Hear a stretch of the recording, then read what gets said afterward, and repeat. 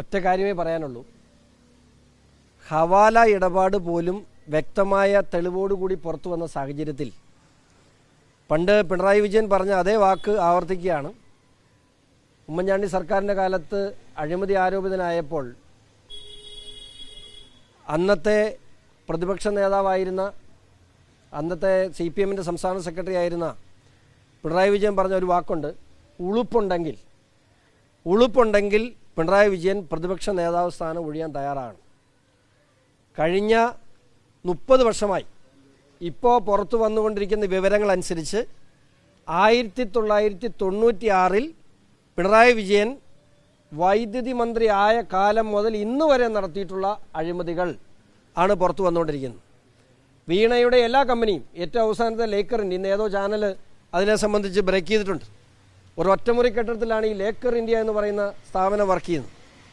വീണ ഇന്ന് വരെ തുടങ്ങിയിട്ടുള്ള എല്ലാ സ്ഥാപനങ്ങളും പിണറായിയുടെ അഴിമതിക്ക് കൊടപിടിക്കുവാനും അവരുടെ ട്രാൻസാക്ഷനും വേണ്ടി മാത്രം ഉണ്ടാക്കിയിട്ടുള്ളതാണ്. ഇതൊന്നും പ്രവർത്തിക്കുന്നില്ല.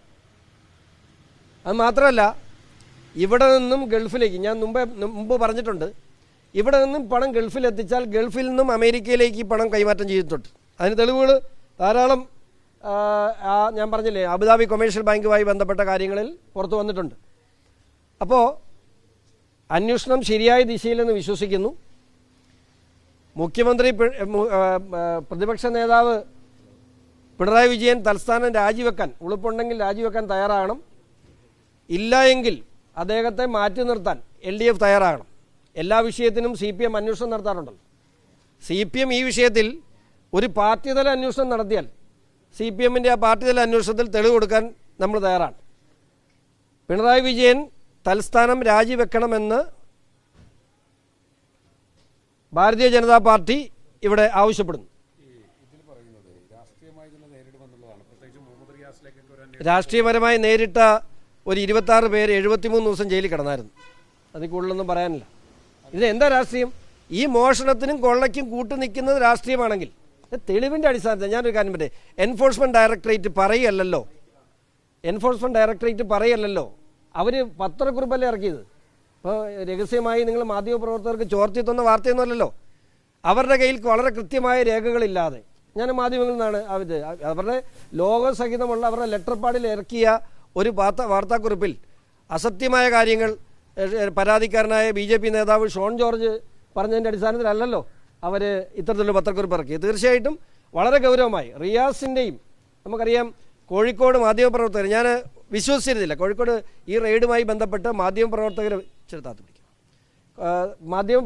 അടുത്ത് ഈ ദിവസങ്ങളിൽ എന്തൊക്കെയാണ് അവിടെ നടന്നതെന്ന് സംസാരിച്ചപ്പോൾ അവർ പറയുന്നത് കോഴിക്കോട്ട് വലിയൊരു ലോബി തന്നെ ഉണ്ട് ഇത്തരത്തിൽ കാര്യങ്ങൾ സംസാരിക്കാനെന്നുള്ളതാണ്. അല്ല, ഈ ഇത്തരം റിയാസുമായി ബന്ധപ്പെട്ട നിരവധി ആളുകൾ അവിടെ വലിയ സമ്പന്നന്മാരായി മാറി എന്നുള്ള വാർത്തയാണ് മാധ്യമപ്രവർത്തകരിൽ നിന്നും എടുത്തത്. അത് ഇപ്പം റെയ്ഡിൽ വന്നിട്ടുള്ള ആളുകളൊക്കെ ഇത്തരത്തിൽ കഴിഞ്ഞ 10 വർഷത്തിനുള്ളിൽ സമ്പന്നന്മാരായവരാണെന്നാണ് എനിക്ക് നേരിട്ട് അറിയാവുന്ന മാധ്യമപ്രവർത്തകരിൽ നിന്നും ഞാൻ അറിയാൻ പറ്റും. മാത്രമല്ല, ഇന്നലെ റിയാസ് എന്താ പറഞ്ഞേ, പെട്ടെന്ന് രംഗത്ത് വന്നിട്ട് പറഞ്ഞു ഇത് രാഷ്ട്രീയമാണ്. മുഹമ്മദ് റിയാസിന് എതിരെയുള്ള ആരോപണം എന്ന നിലയിലല്ല ഈ ആളുകൾ റെയ്ഡ് ചെയ്യപ്പെട്ടതാണോ? അല്ലല്ലോ.